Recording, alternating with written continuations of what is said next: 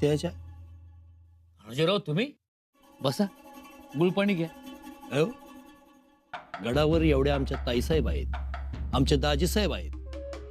आमच्या स्वागताची उठाठेव तुम्हाला कशाला? गडावर येणाऱ्या प्रत्येक माणसाची आम्हाला उठाठेव करावीच लागते. नोकर माणसं आम्ही. नोकरासारखं न राहणारे नोकर. मतलब तेच मतलबानं राहणारे. गणोजीराव काय बोलताय तुम्ही? तुम्हीच सांगा की, इथं गडावर आला तेव्हा काय होता हो तुम्ही? कनोजवरनं आलेला एक साधा कवी, मग झाला तांत्रिक, मग झाला कवीचा कविराज, आणि आता काय छंदोगामात्य. आणि आम्ही आपले राहिलो गणोजीरावचे गणोजीराव. तुम्ही नेहमीच माझ्याबद्दल गैरसमज करून घेतलाय. अहो, कसला गैरसमज? खरं तेच बोलतोय. माग वळून बघा की, हा? कुठं होता, कुठवर आला? इथं गडावर वाडे होडे झाले तुमचे, बायका पोरं नांती झाली, तालेवार झाला तुम्ही बघता बघता. झाला का नाही? ही सगळी राजांची कृपा. आमच्यावर जर कृपा झाली असती तर हे असं पाहुण्या रावळ्यांचं उंबरट झिजवायला लागलं नसतं आम्हाला. गणोजीराव मग स्पष्ट सांग, तुम्ही थेट राजांशी बोला आणि स्पष्ट बोला. म्हणजे एकतर पाहुण्यासारखे राहा, नाहीतर सरदारासारखे राहा. म्हणजे तुम्हीच शिकवायचं राहिला होता आम्हाला. शिकवा. गणोजीराव आज झालं. महाराज कुठं आहेत तेवढं बोला. राजन राजगड आणि सिंहगडाची पाहणी करायला गेलेत. असं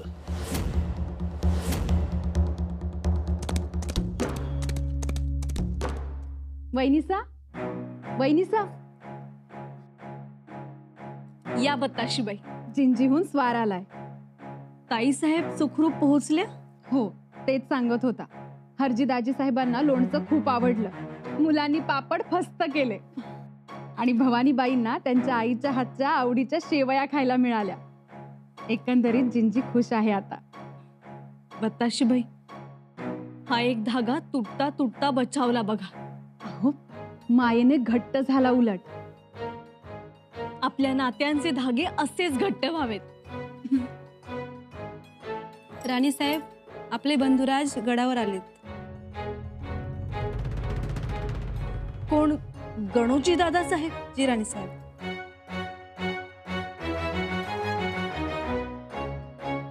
वैनिसा, काय हो, काय झालं? काय नाही, दादा साहेब असे अचानक कसे आले?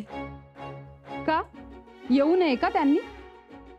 अहो, त्यांची बहीण महाराणी आहेत, त्यांचे मेहुणे महाराज आहेत. मग येणारच की ते. आणि एकदा नाही 100दा येणार. अहो, तसे येणार असतील तर आम्ही सुद्धा पायघड्या घालून उभ्या आहोतच की. परंतु काय? का तुमच्या मनात साशंकता? तुम्हाला असं वाटतंय का की ते वतनाचा विषय काढतील?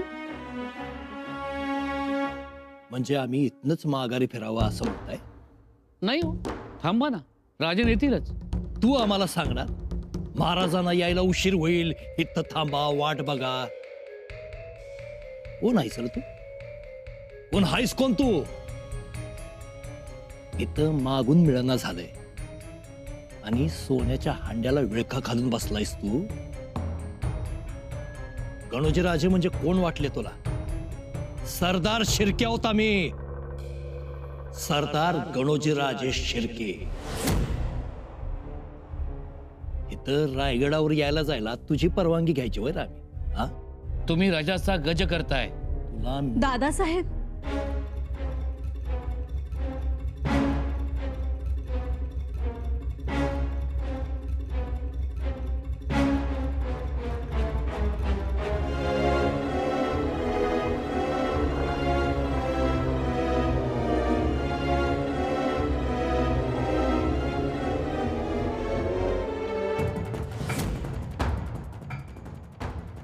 दादा साहेब, केव्हा आलात? आलोय मगाशीच. ताईसाहेब, आजकाल हिथं शंकराच्या देवळाबाहेरचा नंदी शिंग उगारून वाट रोखून बसलाय. त्यामुळं तुमच्या पत्तूर पोचायला जरा उशीर झाला.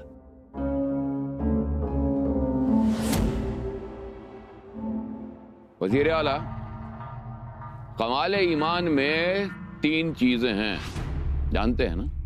जी. खौफ, उम्मीद और मोहब्बत. जी जापन. आज हमें इन तीनों की जरूरत है. वजीर आला, संबा के सरदार, उसके वतनदार हमसे मिलने आ रहे हैं, मतलब हमारी उम्मीद बढ़ेगी. इससे संबा का खौफ बढ़ेगा, उसे दर्द नहीं होगा. पता उसे दर्द कब होगा?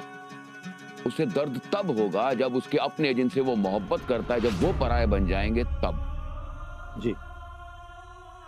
और जो दर्द हमने सहन किया, हम चाहते हैं कि संबा भी उसी दर्द को महसूस करे. इसलिए बेहतर यही होगा कि उसका कोई नजदीकी, उसका कोई रिश्तेदार यहाँ हमारी छावनी में हमारे पास आए. जहांपना, एक रिश्तेदार है, नजदीकी रिश्तेदार. कौन? गणोजीराव शिर्के. गणोजीराव शिर्के? अरे उसकी सगी बहन तो स्वराज की रानी है. जी, लेकिन हालात ही कुछ ऐसे हैं कि गणोजीराव आ सकता है. मगर क्यों आएगा वो? वतन के लिए.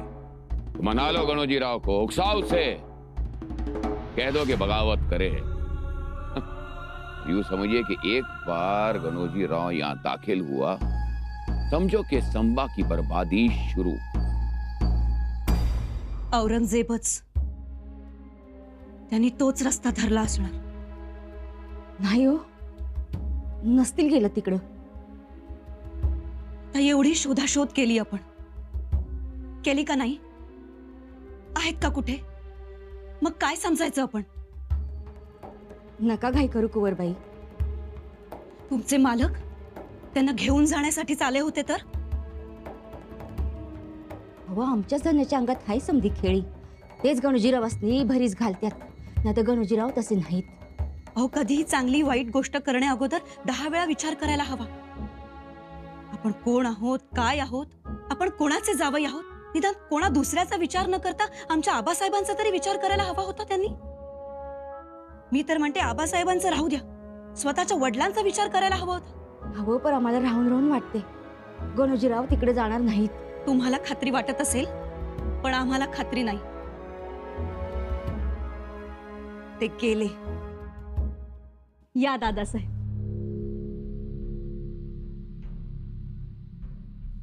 बसा.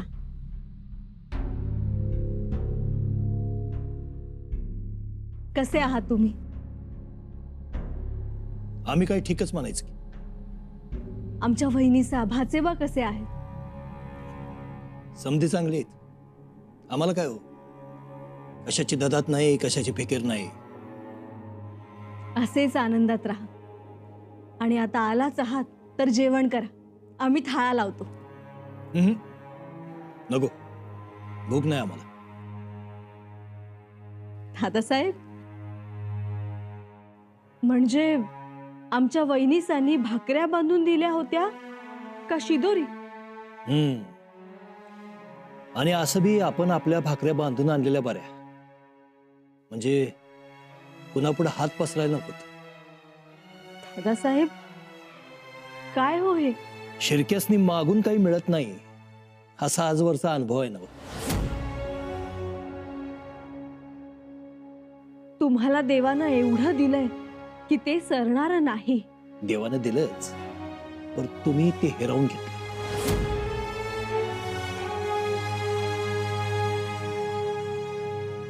म्हणजे वतन. वतन? वय स्पष्टच बोलायचं तर वतन. दादासाहेब, वतनाविषयी बोलायला तुम्ही इथे आलात? होय. कुठे आहेत महाराज? आज काय तो सोक्ष मोक्ष होऊनच जाऊ दे. दादासाहेब, हे बघा, जे हाय ते हाय, जे नाही ते नाही. आज काय तो फैसला झाला की आम्हाला मोहरचा विचार करायला बरं. दादासाहेब, अहो काय झालंय तुम्हाला? परवा तर तुम्ही चांगले होतात. राहुजी पंतांच्या निवाड्यात आमच्या बाजूने उभे राहिलात. किती आनंद झाला आम्हाला.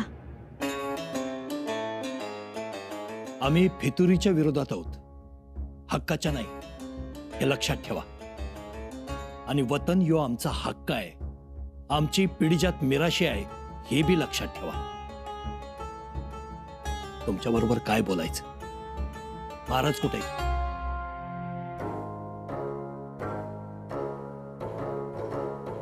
दादासाहेब, महाराजांना यायला उशीर होईल. त्यामुळे तुम्हाला जे काही बोलायचं आहे ते तुम्ही आमच्याशी बोलू शकता. तुमच्याशी? अहो, तुमच्याशी काय बोलायचं आता? कुणीतरी अधिकारी माणूस पाहिजे. अधिकार तर आम्हालाही आहेत आणि महाराजां एवढेच अधिकार आहेत. म्हणून तर आम्ही कुलमुख्त्यार म्हणून राहुजी पंतांचा, मानाजी मोरेंचा निवाडा करू शकलो. मग आता आमचा पण निवाडा करता का काय? निवाडा तर निवाडा करू, चर्चा तर चर्चा करू. अहो, काय बोलायचं आता? जे बोलायचं ते तुम्हीच बोला. आम्ही आपलं आठवण करून द्यायचं काम करायला आलोय. दादासाहेब, आपण आमचे मोठे बंधू आहात. आम्ही तुमच्याशी बोलतो आहोत ते नाते संबंधानं, मायेनं. आपण गैरसमज करून घेऊ नये. आता तुम्ही आमच्याशी आमची धाकली बहीण म्हणून बोलूच नका. कुलमुख्त्यार म्हणूनच बोला, तेच बरं राहील आणि तेच आवडेल. स्वराज्यात वतनाची ठोस भूमिका आहे. त्यामुळे स्वराज्यात वतन कोणालाच दिली जात नाही. अहो, कसली भूमिका? कुणी ठरवलं हे? म्हणजे वतन आमचं आणि ठरवणार तुम्ही, हे कसं कोण ऐकून घेईल? दादासाहेब, अजूनही आम्ही तुम्हाला बहीण या नात्यानं सांगतो आहोत. वतनास प्रतिष्ठेचा विषय करू नका. ताईसाहेब, या वतनाच्या विषयामुळं आमचं अधपतन होतंय, त्याचं काय करावं आम्ही? अजूनही शांतपणे ऐकून घ्या आमचं. भाऊ म्हणून आला आहात घरी, खा प्या आणि आनंदानं जा. ही दमदाटी समजायची काय? दादासाहेब, अहो तुमच्या अंगा खांद्यावर खेळलोय आम्ही. तुम्हाला दमदाटी करू? राणी साहेब हायसा तुम्ही, अधिकार आहे हो तुमच्याकडे. भीती वाटते आम्हाला आता. आमच्यावर चांगले संस्कार झाले आणि ते संस्कार तुम्हीच केलेत हो. होय ना? अहो, मग वतनाला नाही कशापाय म्हणताय? बोला. दादासाहेब, तुमचा भाऊपणाचा, वडिलकीचा मान ठेवून हात जोडून तुम्हाला सांगतो, तुम्हालाच काय, वतन कोणालाच मिळणार नाही.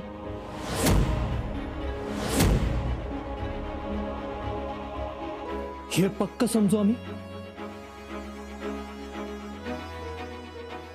हो. बघा ताईसाहेब, अजून बी विचार करा. त्यात विचार करण्याचं कारणच काय? हे आबासाहेबांचं तत्व आहे. एक वतनदार पोसायचा म्हणजे 1000 कुटुंबांची वाताहत होते, त्यांचं शोषण होतं, रयतेची पिळवणूक होते.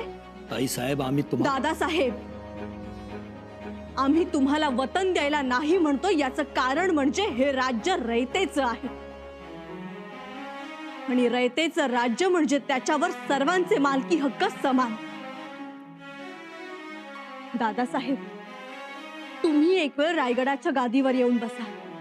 आम्ही महाराजांना पाय उतार होण्यास सांगू. काय? हो, तुम्ही छत्रपती व्हा, तुम्ही रयतेच्या सुखाचे मालक व्हा. आम्ही रयत म्हणून जगू. बघा, तेही आजमावून बघा, परंतु वतन नाही.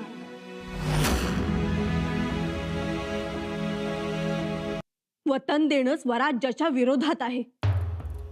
एकदा रयत देशोधडीला लागली होती, आता ते दिवस पुन्हा आणायचे नाहीत आम्हाला.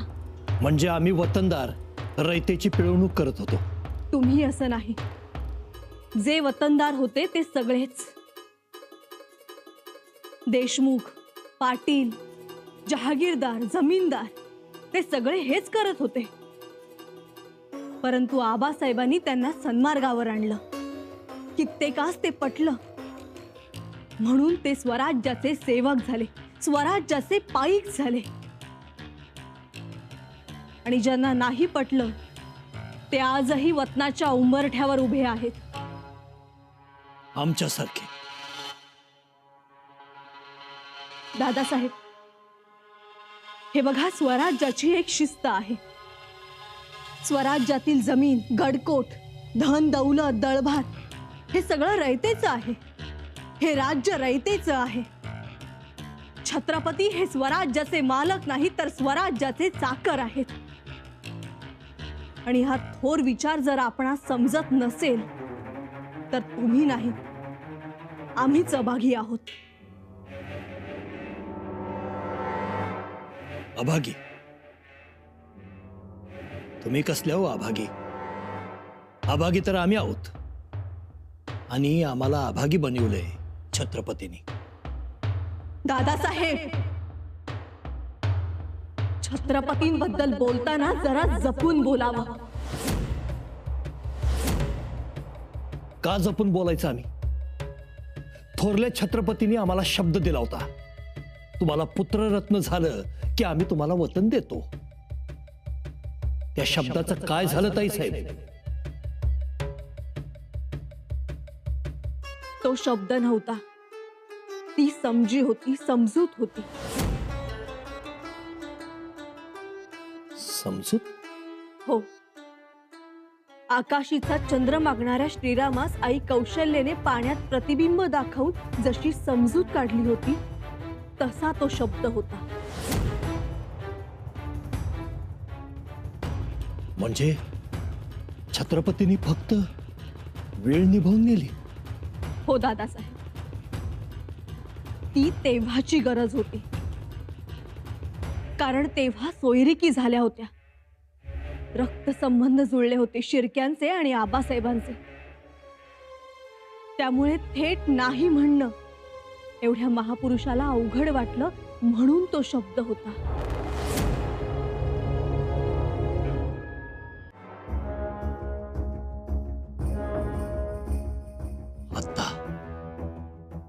आता समद्या गोष्टींचा उलगडा झाला.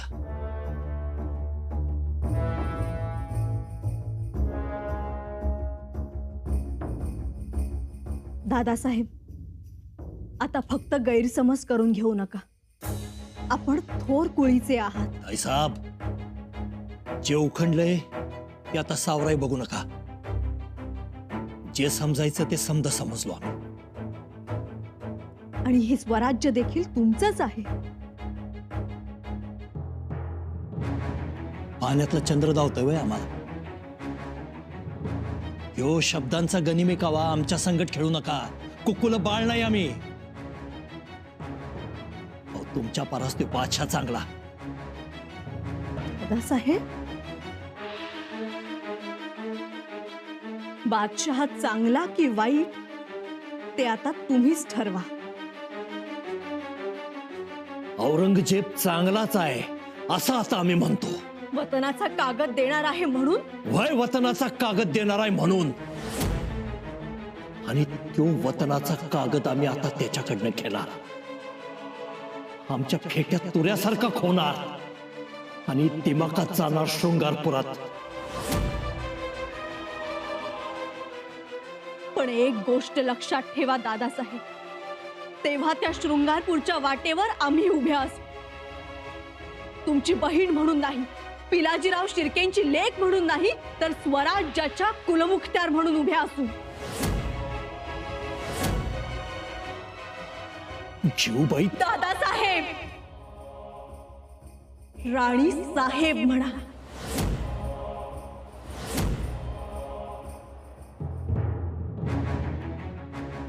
तुम्ही तर फणाच काढला की. फणा काढला. फणाच काढणारे आहोत आम्ही.